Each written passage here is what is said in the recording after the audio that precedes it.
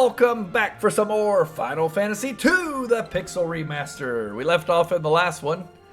We are about to give the mithril here to our old man, Tobul, who's our blacksmith. Who's going to use this mithril to make us some better weapons. Ho ho, that's mithril! I've been waiting for the chance to work this metal for as long as I can remember. Alright, leave the rest to me. Swords, armor, you name it, I'll start crafting.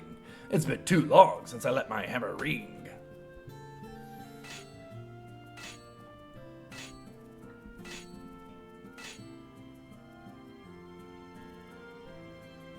You can buy the equipment I made over at the shop counter. This'll keep my hands full, I tell ya. I tell you that. Okay, so now that we've given him mithril, he's made weapons for us. And there's a new person at the weapon shop who's going to sell us mithril weapons. The only one we want's the mithril sword. Don't really care about the rest. We're going to give that to Firion, of course. And yep, look, it improves his attack quite a bit. So there we go, mithril sword for you. And go to the weapon shop and get a mithril shield. And these, this equipment is much more affordable in this version of the game than it was in the original version. Definitely a lot less expensive. I don't remember exactly how much it cost in the original version, but I do know it was quite a bit more. But now look at our evasion, up to 89%. That is very good. All right. So let's go ahead and save our game. You know what? I forgot to sell some of our old equipment. Let's go ahead and sell our equipment first. And then we'll save. Broadsword, buckler, we keep the potions. Copper Curious. It does raise magic defense. There is an actual, not a bad idea to keep this, I think, for now. So we'll keep the Copper Curious for now. It doesn't even sell for that much. It's only 50. Longsword. And bronze shield. Okay, everything else we want to keep. We might actually want to give that Copper Curious to Maria. The weird thing is a lot of things in this game have a magic penalty, but it doesn't tell you that. It's like just a hidden stat. Magic defense goes up for Maria if we give her the Copper Curious. Her evasion goes down. We're not really worried about evasion or agility for Maria. That's a stat that really we want Firion to worry about. I can hit B to view description. Breastplate made of copper. Okay. That's not that great. Not that important. I don't know if there's a magic penalty on Copper Curious or not. I feel like we kind of want to give her this, though. A little bit more magic defense for her would be great. Yeah, we'll give her the Copper Curious. Why not?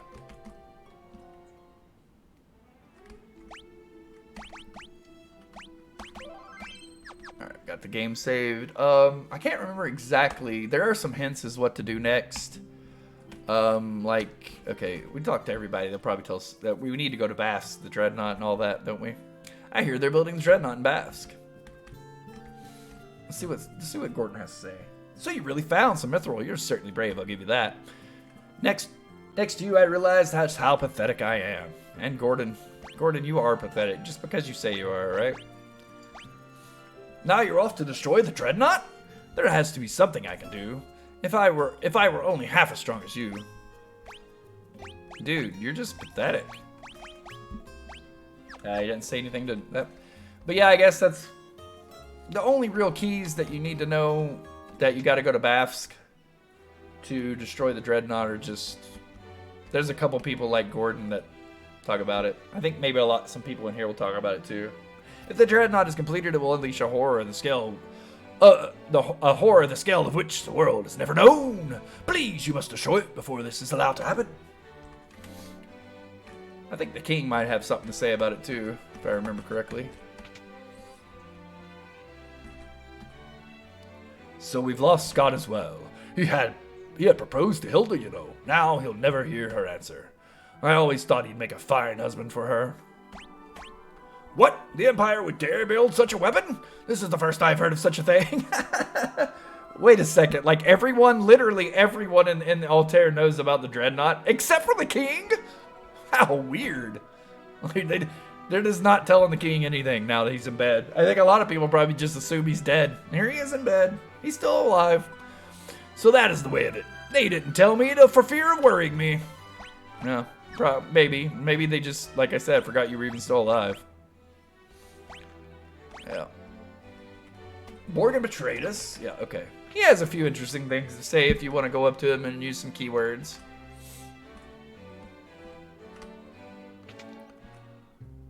Alright, so yeah, we need to go to Bafsk, and the best way to get there is to just go to Sid and buy airship ride there. I'm trying to think if there's any more grinding or battling we need to do. I don't think so. I think we're good. I think we're ready to just go on to Bafsk and take on the Dreadnought. Or take out the Dreadnought, I should say. We're not going to be fighting it in battle, but we're going to be trying to blow it up. Let's see. Let's just run away from these battles. We're good. No, we don't need to grind out anything else. We're probably good on MP, honestly, for the rest of the game, which is pretty cool that we got to grind some that early on. It's very handy to have, what's his name? Minwoo, to grind that out. Run away. We need to buy us a boat ride over to Puffed to go talk to Sid. So we can then have an airship ride over to Bafsk, where the Dreadnought's being built.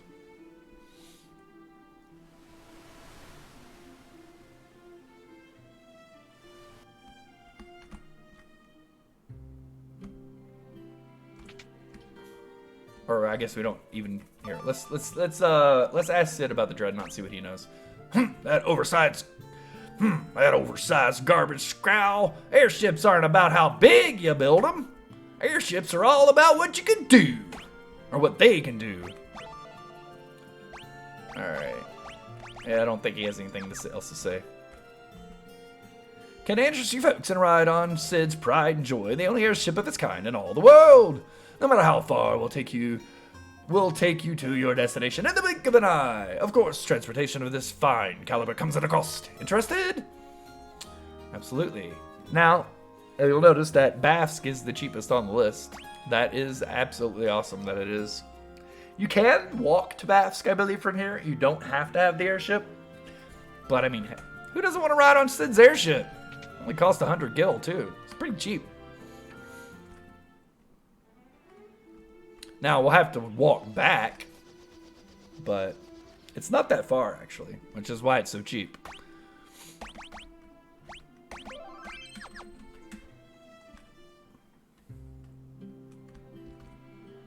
You'll need a pass to board the Dreadnought.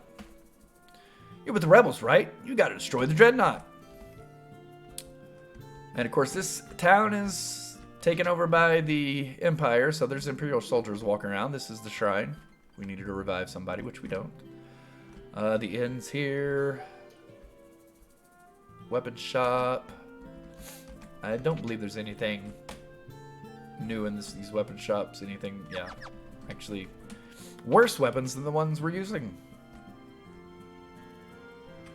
Yeah, we're good. We don't need any armor or anything like that. Let's talk to this is Borgin here, which was mentioned earlier as a traitor. He was once part of our kingdom and our army, but he's betrayed us and gone over to the Empire. And he is an absolute comical villain character. He's so funny. Like, he's just a joke. What's this?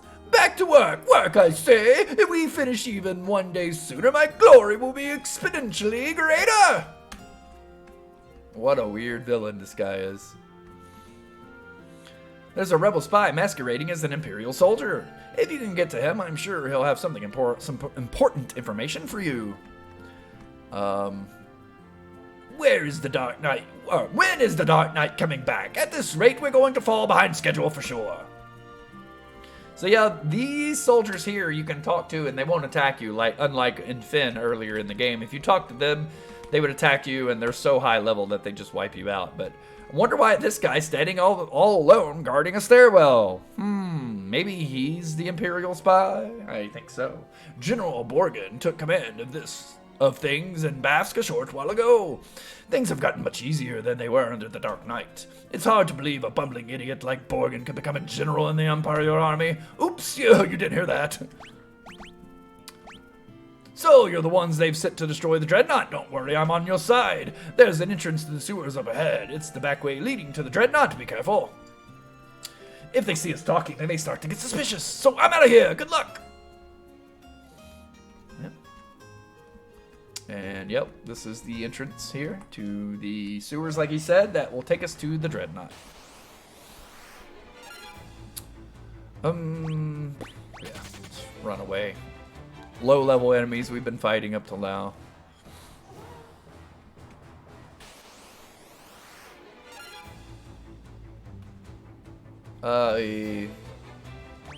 Run away. We really don't need to level up too much right now. Just need to find some of the treasure in here. I'm not really concerned about doing mini battles. Longsword. I think that's worse than the Mythical Sword, right? Yeah. That was what we had before. Now, there are quite a few... Yeah, like, see? There are quite a few, like, places like this where you can walk through the walls. None of them... I don't think they really lead to many... You know what? I want to show off the life spell and see if it's... Even though it's at a low level, if it actually can insta-death these guys. I mean, they're not very strong enemies anyways. They're gonna die before we can even cast the spell. But yeah, they are undead, and the undead do have... they are weak to life. And cure spells, just like in a lot of the Final Fantasy games, anything regenerative can actually do damage to them. We need to level up fire and life, though, so... Let's do that. Yeah, well, dang it. Not getting even a chance to cast life. Okay, we got, there's a cool item we can talk about. Garlic. Another thing that deals damage to undead. Actually, it's a pretty handy item. What's up, Samusel? Hello, how's it going? Welcome to the chat. How you doing? Alright, let's see. There was something I wanted to look at. Oh yeah, Guy. The life spell. Okay, we have cast it a few times. It has leveled up a little bit. Shell and Protect. We still want to level up some too. We want to find all the treasure too. Even though it's, I don't think any great treasure in this area, it's still cool to find treasure. Still want to get some. Single target that. So yeah, life does count even if it misses. Minwu, just attack.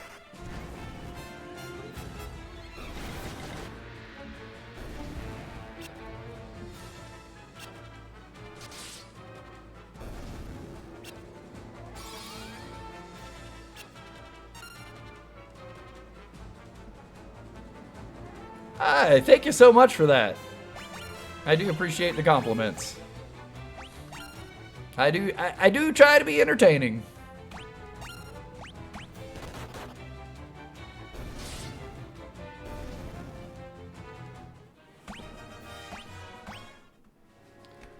Alright. Longbow. Well, we can just sell that. I don't know if there's any more... Actually, don't know if there's any more treasure on this floor, but we do have that map, which is a great addition to this game. These guys are weak to thunder. We'll go ahead and thunder attack.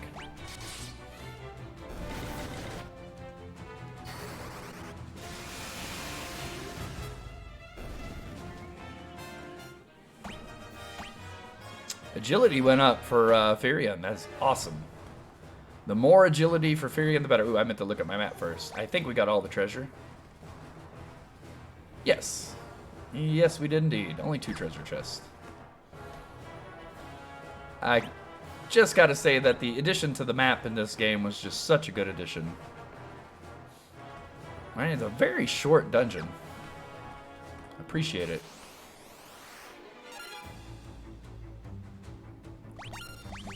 Alright.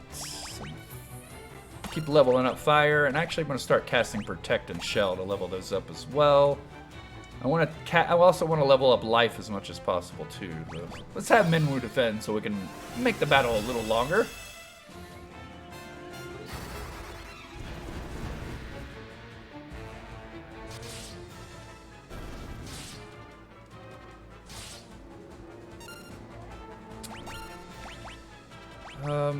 You know what? Have you defend too. You've cast enough.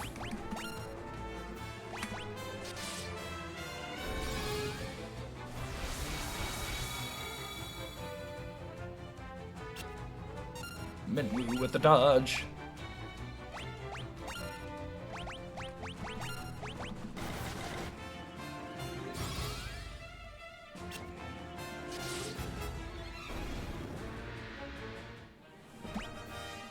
Agility again for Furion. That is awesome.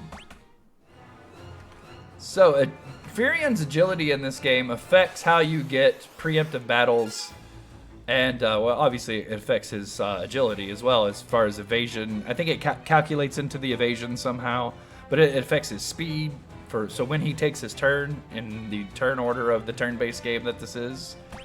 It also does affect like I said, the preemptive battles and back attacks and all that. Well, no, they're all no back attacks, but like ambushes. That's what I meant. Like, so the higher his agility, the less likely you're going to get ambushed by an enemy, and the more likely you'll get a preemptive strike, which is really cool. And it only calculates off of Furion's agility because he's the party leader, I guess. I don't know why they. So many weird mechanics in this game that I don't know why they did.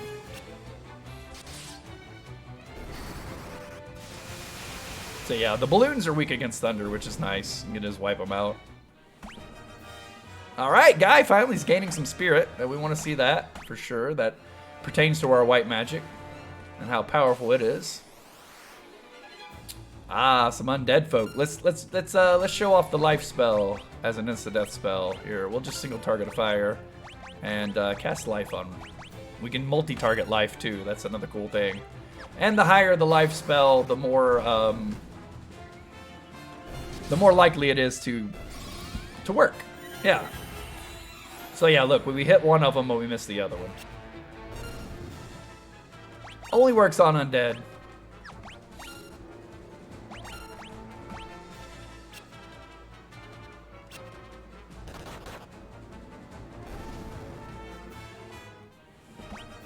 Ah, our life leveled up too. That's nice.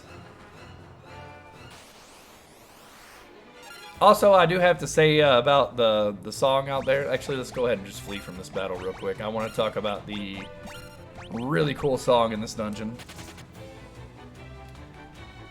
We were talking about earlier how Final Fantasy XII is heavily inspired by Star Wars. Well, really, the whole Final Fantasy series, all the guys that did the Final Fantasy series were big Star Wars fans. And this song right here, to me, sounds like something out of Star Wars. It really sounds like something that could have been in the Star Wars movies. Gotta love John Williams, another great composer. Uematsu obviously was probably a fan of John Williams, who did not only the Star Wars music, but a lot of Steven Spielberg and George Lucas's movies. The tracks are done by John Williams. Very, very prolific and famous composer of movie music. Movies like E.T., Jaws, what are some other ones? Star Wars, of course. I think Ben-Hur. Oh, man, there's so many. So many I can't even think of them anymore. So many iconic songs. Keep casting fire until it levels up. Protect and Shell need to go up too. Indiana Jones, yes, Indiana Jones, another one. Another iconic. Thank you there, Samuel. And you get, yeah, the Indiana Jones movies are done by John Williams. A lot of almost all of Steven Spielberg's movies are John Williams.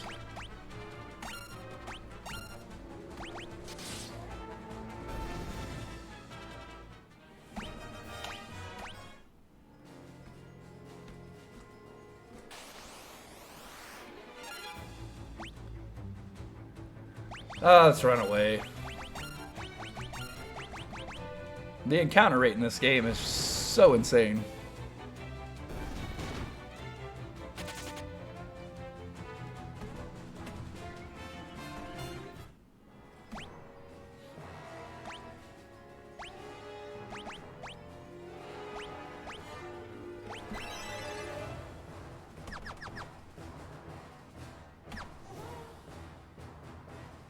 And yeah, this song just has such shades of the Imperial March from Star Wars. It's so good, though. I love this track. You're too late! The Dreadnought is complete! I've been working behind the scenes to see the project through to completion. End your resistance, kneel before your Emperor. It is the only alternative left to you.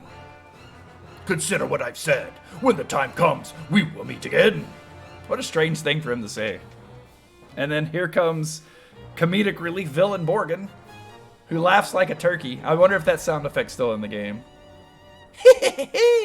Looks like you've come all this way for nothing. See for yourselves. No, they didn't have it in the game. They took out the sound effect of him laughing like a turkey. He goes, that maybe not in the original game, but in the Origins version of the game, they gave him a laugh sound effect.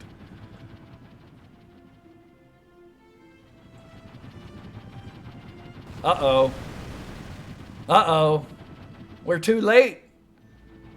Well, the Dreadnought's been completed and it goes around bombing every place. Or at least all the towns we know and love. Dang you, Empire!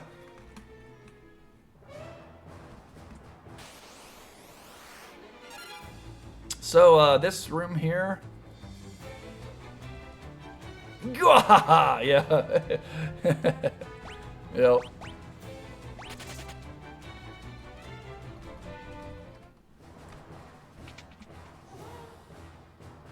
So this room here, I think I probably missed this room the first time I played and was very confused about where to get the pass. But yeah, the pass for the Dreadnought's just sitting in this room in a chest.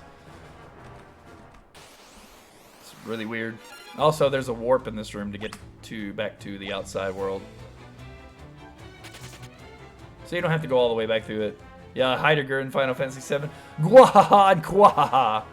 Yeah, Heidegger and Scarlet both with those infamous laughs.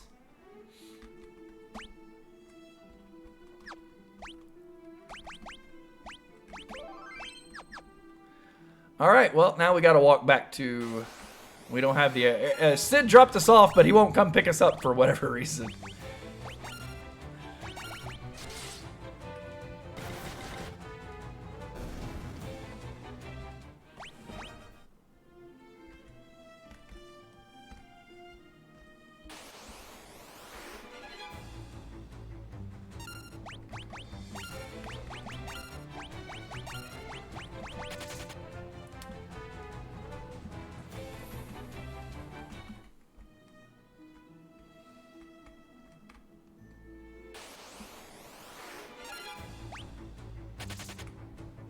Just run away from all these battles.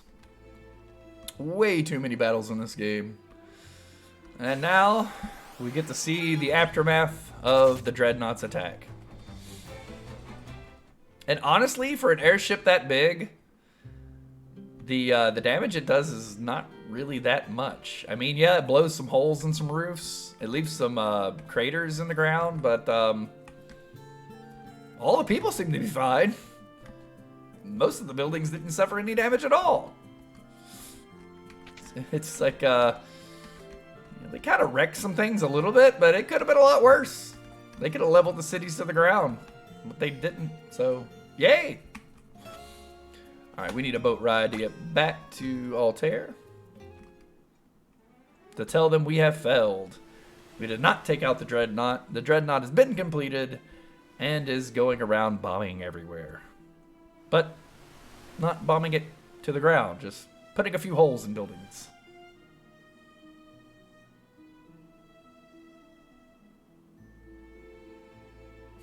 Every stream lags nonstop because you reinstalled one game at the moment. Oh, so you're installing a game, so it's causing lag. I see what you're saying. Yeah, that stinks.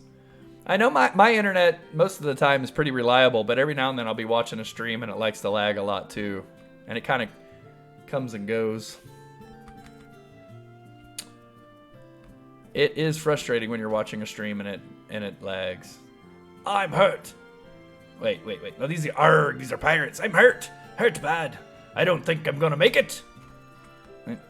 You're walking around, though. If you're hurt that bad, go lay down somewhere, dude. Come on.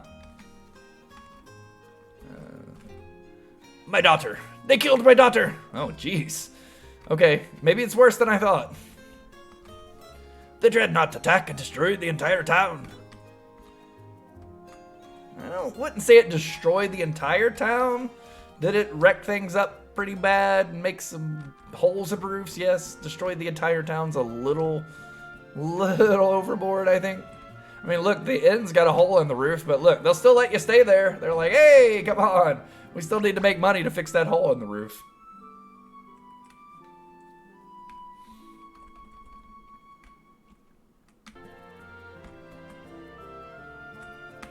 Alright, back to Altair. Just wanted to stop here to see what they had to say about the attack. If my memory is correct from the original game, Altair looks the worst out of all the towns that were attacked. But I don't think anybody dies, which is... That one guy's daughter did back in Paloom, though. Yikes.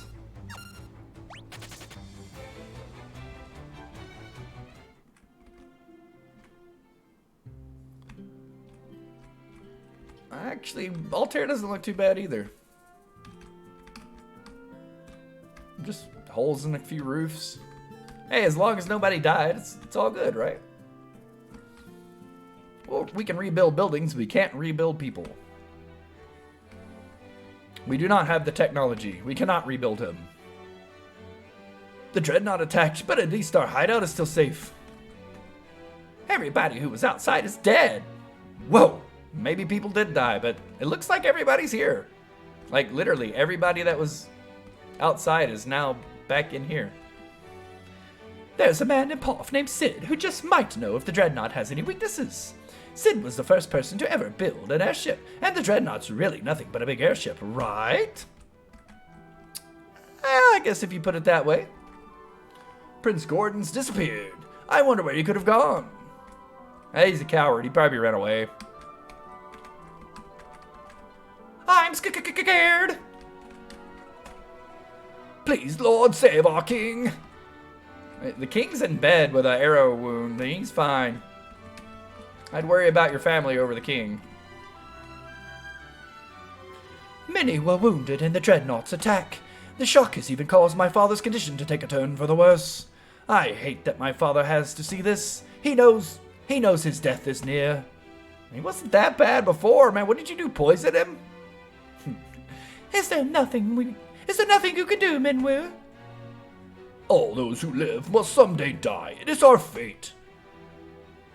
Still, it is my duty as a white wizard to ease the pain of those who suffer. I shall remain here and devote myself to the care of the wounded. I take my leave of you. The fate of the world rests on you, Firion. Waste no time in destroying the Dreadnought. So yeah, Minwu leaves the party. Not a big deal. We'll find someone else to replace them, surely. And this time, maybe they'll stay for the rest of the game. Hey, thank you so much, Samusel. My father's condition has improved a great deal thanks to Minwu. What? What? He just walked away. How do you even know that? You didn't leave the room. You're just sitting here. Hilarious.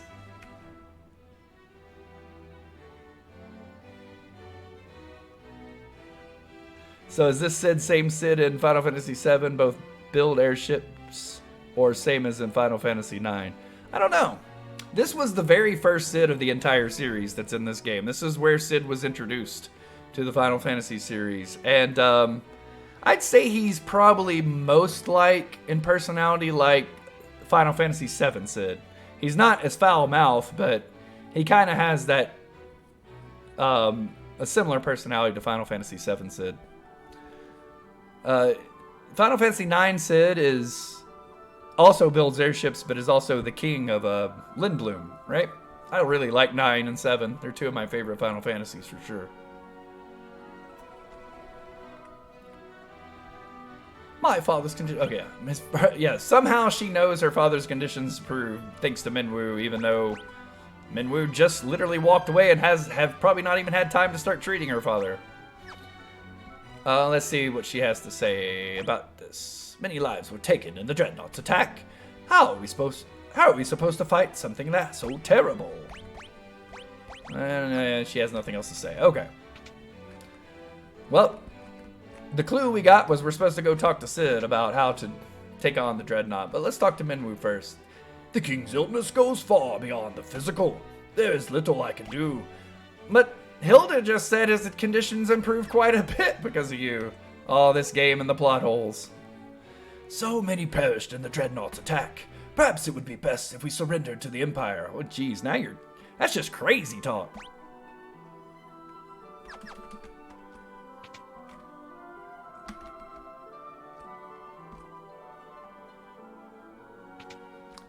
Everyone, the king's delirious. He's saying we should surrender.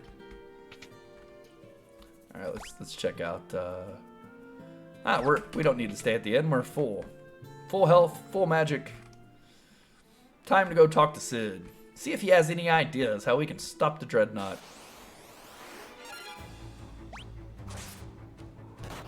Oops. I thought we were on all on flee. Apparently Maria got on attack somehow.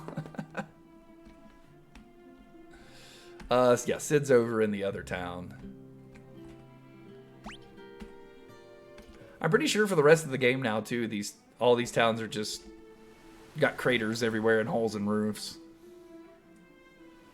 I don't think they ever fix any of the towns. Everyone's just like, oh, we got bombed. Oh, what can we do? We just leave the holes in all of our buildings. It'll be fine.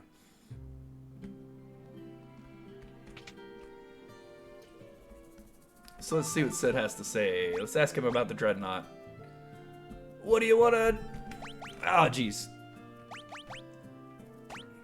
What you want to do is blow up that thing's engine.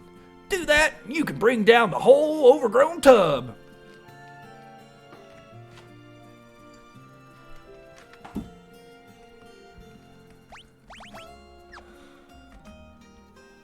So yeah, but how are we going to take down the engine? Aha, here we go. Here's the next clue. Airships are powered by sunfire. I'm sure the Dreadnought's no different.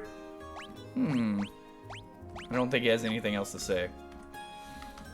I can't remember, but there's someone around somewhere that's going to tell us, oh yeah, sunfire, we need to learn that. Oh yeah, he does, okay. Duh. So we learn sunfire keyword and we ask him about sunfire. Controlling sunfire is a tricky business. Let the flames get too high, and you gotta run away on your hands. The engine will blow sky high. Alright.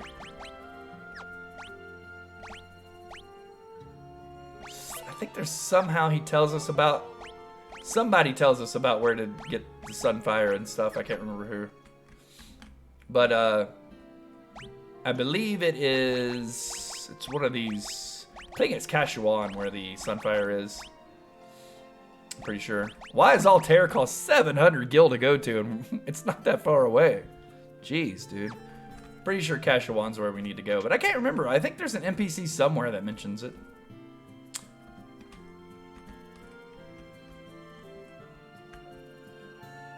I kind of want to find that NPC just to show off like how you're supposed to know where to go next.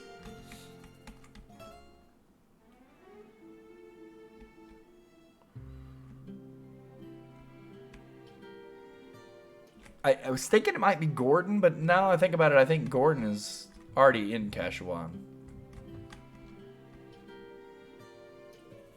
Oh well, let's go back to Altair. Maybe it's there that... Maybe somebody in Altair is the one that tells us where to go. I mean, I know where to go, but... I like showing, when I'm playing through a game, like, where you find out how you're supposed to go, how you're supposed to know where to go.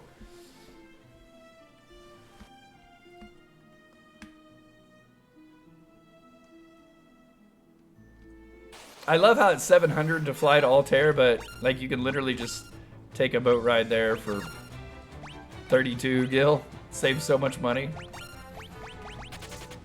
Sid, your rates are a little outrageous.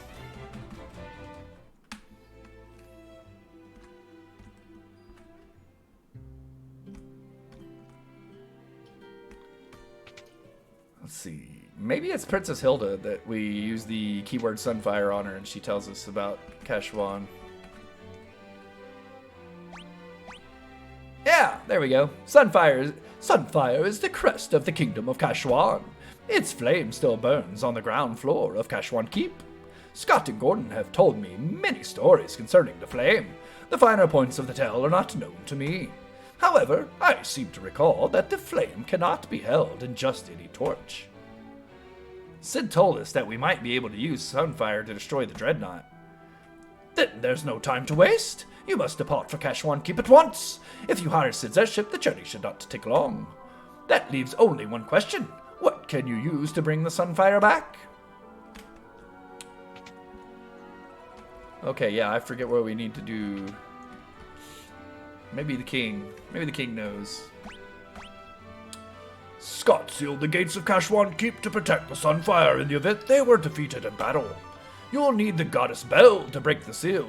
Oh, another keyword we want to learn. The whereabouts of the bell are known only to the Kashwan royal family. The king's illness goes far beyond the physical. There's little I can do. Okay, you say the same thing. What if I ask you about the Goddess Bell? Gordon would know where the bell is kept, but I have not seen him lately. Someone close to Scott or Gordon may know where to find it.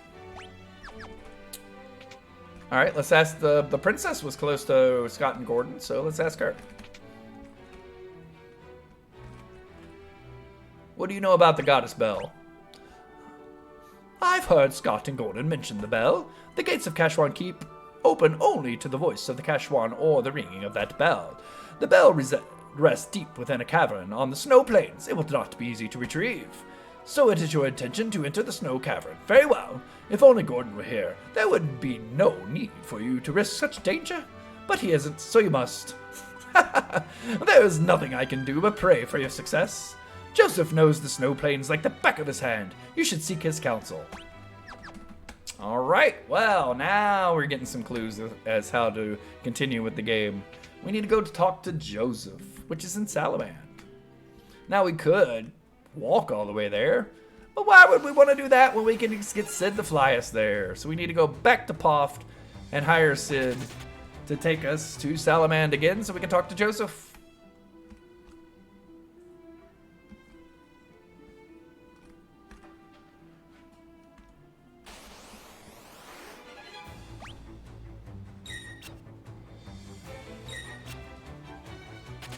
You can see the evasion and the agility of Furion really paying off now as he's blocking and dodging like everything. Of course, these are some pretty low-level enemies, but still.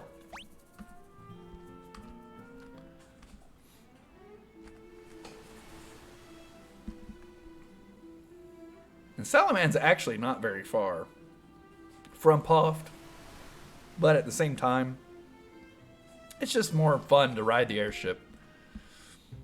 I mean, if we were to walk there, we'd just be running away from all the battles anyways. So might as well just take a little extra money out of our budget and fly there. Alright, so we want to go to Salamand. It's only 200 gil. That's reasonable.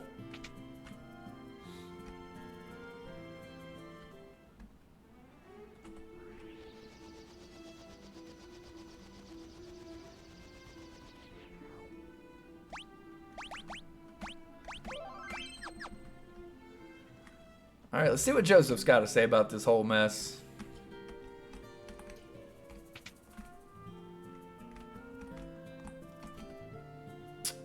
It looks like you managed to save my daughter. Thank you. That cowardly Borgin had been threatening Nellie to get to me. Forgive me. If there's anything I can do to help, all you have to do is ask. What about the Goddess Bell? The only way to reach the snow cavern is on my snowcraft. I keep the snowcraft hidden in the mine. There's a blue stone on the first floor that marks the spot. Look behind the stone and to the right. The secret room's there, and the snowcraft is inside. I'm sorry I couldn't help you find the mithril, so I want to make up for that by pitching in now. What are we waiting for? Let's go! We get a new party member in Joseph. And Joseph, well, he punches things. He punches everything. And he's very powerful. So Joseph is like a monk. and he kicks butt. He's not quite as overpowered as Minwoo. When we got for the time in the game you get Minwoo, he is so overpowered. Now the guys we're going to be getting from here on out are either at or below the level that we're at. So no more of that OP white mage stuff. Everyone else is going to be pretty much on par with us or slightly under. Joseph has about the same HP as we do, but he actually has pretty high level fist, if I remember correctly. Let's actually take a look at his stats. 24 strength, that's a lot. Oh, he's only level 2 fist. See, I thought he was more like level 4 fist, but okay, he's only level 2, but his strength is high, his stamina is high, his agility is high, his attack is high. So, he does do a lot of damage. As we know, in this game, the best weapon there is your fist. Nothing better than your fist.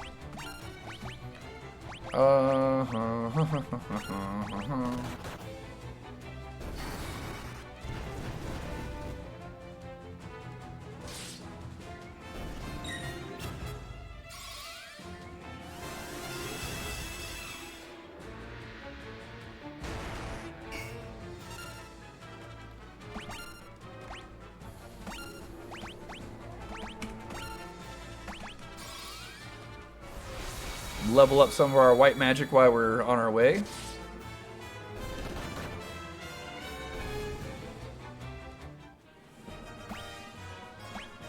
Got some spirit for Guy. That's always good since he's going to be using our white magic.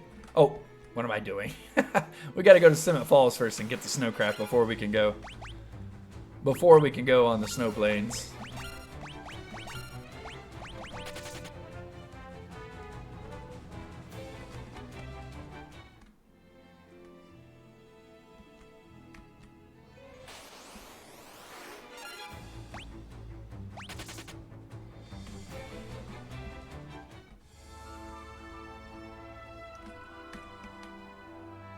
Take our canoe. Can you imagine trying to fit all 4 people inside of this canoe? Holy cow.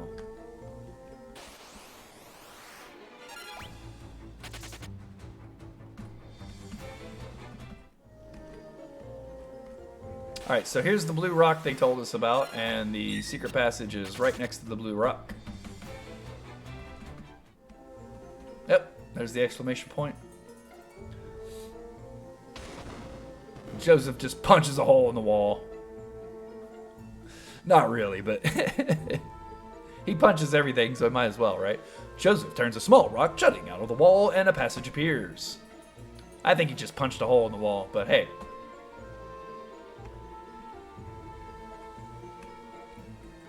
Here's the treasure chest, and the snowcraft is inside of a treasure chest, because why not? Of course it fit inside of a treasure chest. It's Final Fantasy, for goodness sakes. You retrieve the snowcraft from the chest. Hilarious. Absolutely hilarious.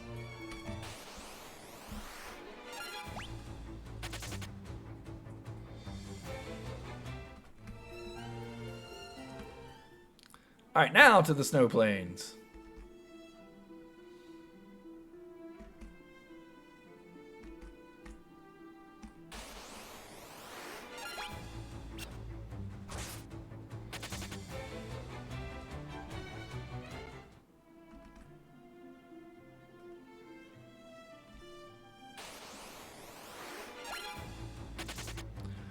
Alright, all these useless battles and this high encounter rate. I do like the fact you can move diagonally, too. That is another great addition to the game that I haven't talked about. I did talk about in my playthrough of the first Final Fantasy 1 Pixel Remastered, and I really like it. But I haven't really mentioned it in this playthrough. And look, even in the Snowcraft, we can move diagonally now. Pretty cool. Alright, so now we got Snowman. I guess Yeti? I think Yeti would have been a more accurate name, but okay, Snowman, whatever.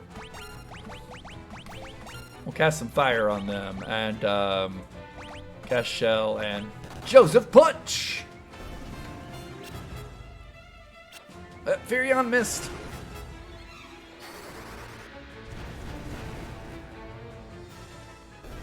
Yeah, well, they're weak to fire, so down they go.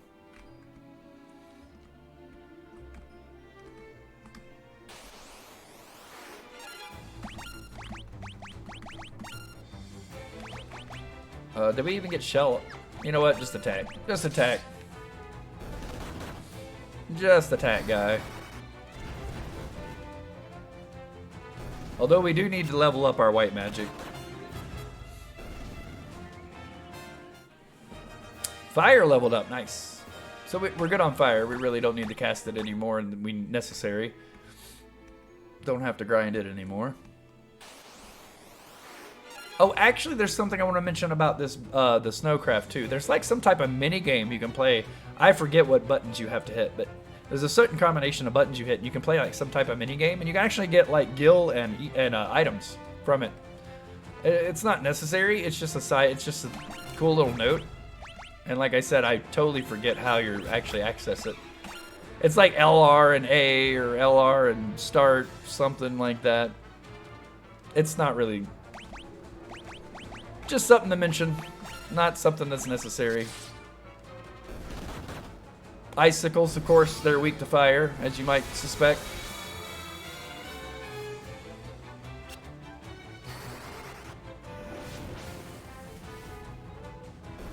Really weak to fire. Look at that damage. The guy gets an agility. Nice. Can't hurt.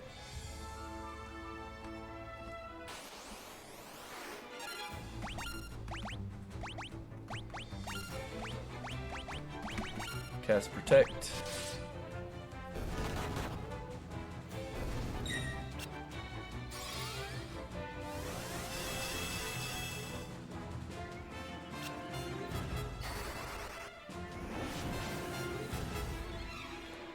Big damage.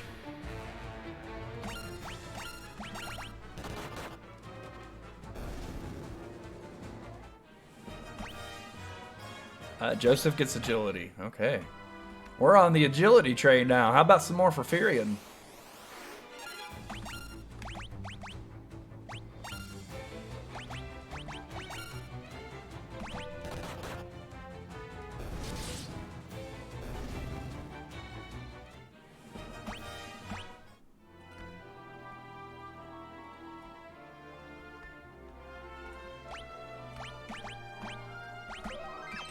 Alright, here's our second proper dungeon of the game.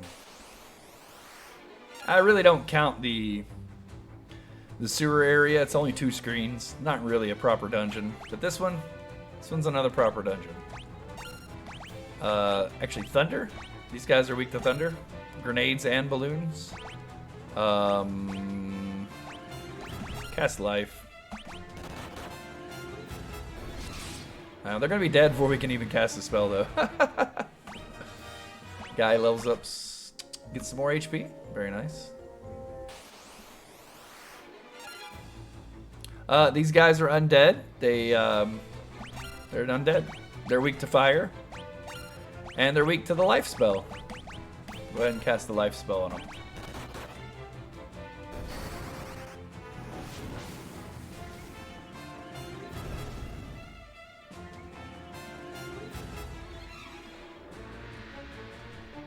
Hello? Did the game just soft lock? I'm glad we saved it before we came in here, because I think the game just...